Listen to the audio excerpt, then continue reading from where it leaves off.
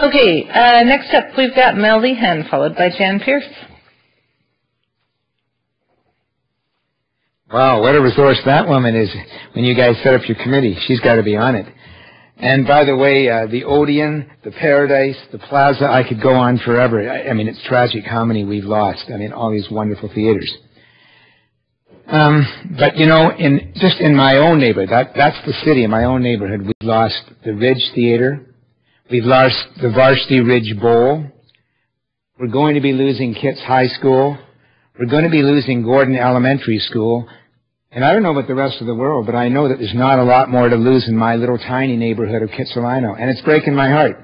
And you've got some, I'm sure, some other letters being more powerfully speaking about what it means to them to lose all these buildings. And as was pointed out, it's not just about the buildings, it's about the use of them. The architecture is incredibly important, but so is the use.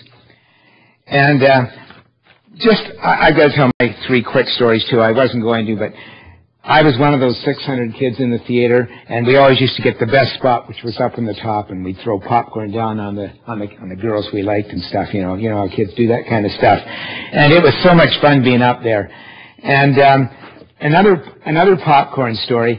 I'll never forget this. Recently, I used to walk by the theater with no intention to go to the movie, and I'd smell the popcorn, and I'd go in and I'd just buy the popcorn. The younger fellow, would let me come in and buy the popcorn. I'd go out walking with the popcorn. I couldn't resist that smell. And that's the kind of theater it was. And my final story, back in the 60s, I was a university student. I was driving my dad's car, and I saw a guy hitchhiking on 12th and Granville, and it was David Fairley.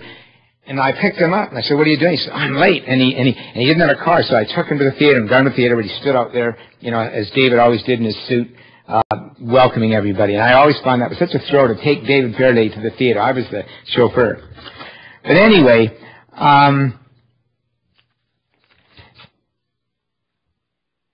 when I was home in the interregnum here, I got a letter from Linda Light, who you've got a letter from, and I hope you all read that carefully, because she says the kind of things I want to say. But she also had something new. She'd been in correspondence with Councillor Reimer, and Councillor Reimer had asked legitimately, okay, so what do you propose? How are you going to deal with this? Do we just give an individual money from the city, and how do you propose we do it? So I spent my time over there trying to come up with ways, and they're not good ways. But I just wanted to give a few starts and challenge you to come up with better ways. So the first way is that we work to change provincial laws so that people who buy heritage buildings know what their limitations are. When you buy a heritage building, you can't use it as a profit-making tool. If you don't want to buy it, don't buy it. So that I think the citizens of Vancouver and the City Council together, we can work together to change the provincial government's mind. I don't see why they wouldn't do it. But anyway, that's another matter. A second thing is that I like this one. Jeff didn't mean it, but, it's a start. Why doesn't the city buy it? And we can work together with you. 3, these are all just ideas. It doesn't mean, Jeff, that we have to do that. I'm just saying that these are ideas. There's a million of them out there to answer Councillor Reimer's thing. I think we should do a new round of heritage analysis. I think we left out so many important heritage things, and things that are B are really A, and things that are A might even be B. We've got to do it again, and whatever comes out of this, please start a new round. I've been asking for this for 20 years. The one I hate the most, and I will oppose it, but it's obviously part of the thing, and that's a density bonus. I really hate that. 4, why don't we create heritage amenity costs for developers? If they have this is something you can do in the city, that you can create a bonus, not a bonus, but a cost to them. If they're going to change a heritage thing, they're going to have to give something back to the city, and that something back could be a trade-off for the so-called money we have to give them. I don't know the legal stuff about that. I'm just throwing out wild ideas. Certainly, Vancouver Council can do a report on ways to preserve our precious little heritage. You've heard the story, how tragic it is, and I could go on for 3 hours on that if I had time, which I don't.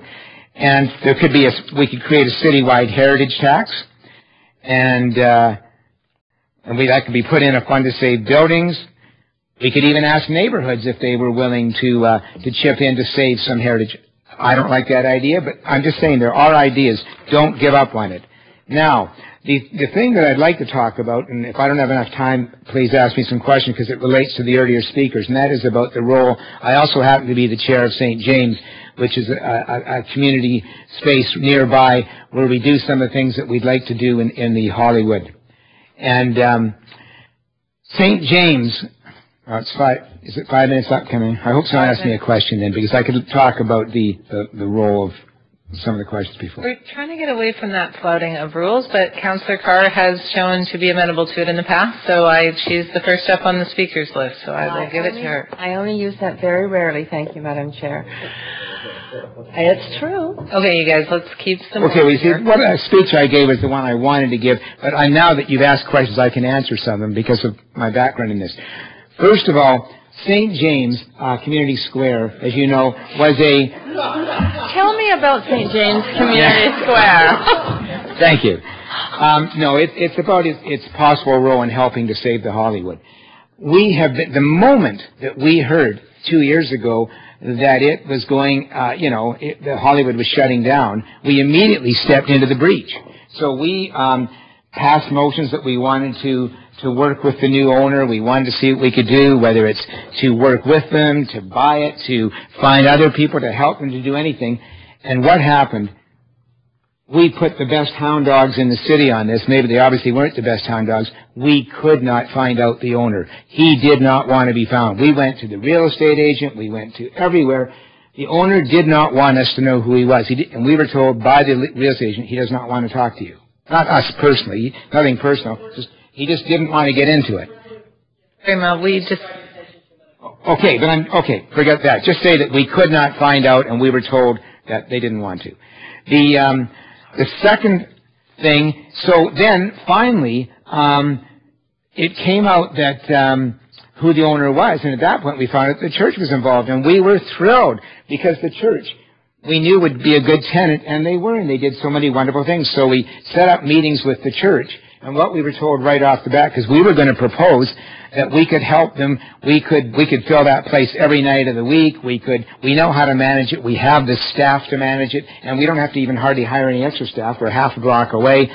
We could do all the bookings and all that kind of stuff for it. And the church said to us, sadly, we're not allowed to do anything with you because we were told by our landlord that anything that you charge money for is not going to be allowed. We can only do things that are, Terry can explain it better to you how it works, but we could not do any kind of cooperative work with them. But they were interested in it. So if it turns out that you give us some time and we could explore. We have the management skills, we have the staff, we have the booking abilities, we have the cleaning staff, we have the people who do renovations, who do, we know how to do all that stuff, and we do it we don't lose money. We've almost had no public funding at St. James, and we've been going for 20 years. We know how to do it. We can work with the church if they're the people that go on. If the city wants to buy it, we'd be happy to work with the city and help you run the place. But whatever option you come up with, we want to offer our support for that. So I think that's about it. Mr. Lehan, if you shorten your answers, maybe Councillor Carr will get in a question. Okay. Thanks, Mr. Chair. Yes, actually, I would like to ask if in fact there has been any conversation between you and the church, or you and the, I'm speaking of you as the St. James Community Square Chair, around the management. So has that gone anywhere, or are you just telling us that you have those skills and are willing? Well, we have them, and we set up meetings with the church, but they didn't really come about because what we were told by the church was it's a non-starter, that they would not be allowed to work with us. They couldn't. They were told in their contract that all they could do is the kind of stuff they do, and we couldn't bring in, like Steve Edge of the Rogue Folk Club, who most of you probably know, is just salivating to get in there and put on shows. I mean, with that large venue, and there's so much we can do. And you've heard from the church. You could fill up every day without almost our help, right? You've heard that, but what we do is have the expertise to make it work without having to. So what is your hope? If there's a 90-day period, what do you think could get accomplished? Okay, that's the real nub. What my hope is is that we get a 90-day thing, and that question about 90 days that Councillor Reimer said, boy, I wish it was more. And we sit down and start looking at it, and we explore all those things I said at my first comments, and we see what we can do, and we think that where there's a will, there's a way, and in this case, Council has to find a way. You've heard that last speaker, and you're going to hear a lot more good speakers telling you why you have to do it. It's not a case of, can we do it? Of course you can. You're powerful. You're City Hall. And there's nothing you can't do if you want to do it. It's what you choose to make your priorities. And I agree, you have to be careful about money, but there's always ways by being creative without it being only a money issue. There's other ways. So that's what I'm saying. Give us the 90 days. Let us explore it. I pledge St. James to get involved. I think the church is definitely going to get involved. And we've heard a rumor, and I can't substantiate that the church is prepared to make an offer. I don't know if that's true, but we've heard that rumor here. So let's get that 90 days. You've got nothing to lose except hope. So let's do it. Thanks, Mr. Lehan. That's all your time, Councillor Carr. Jan Pierce.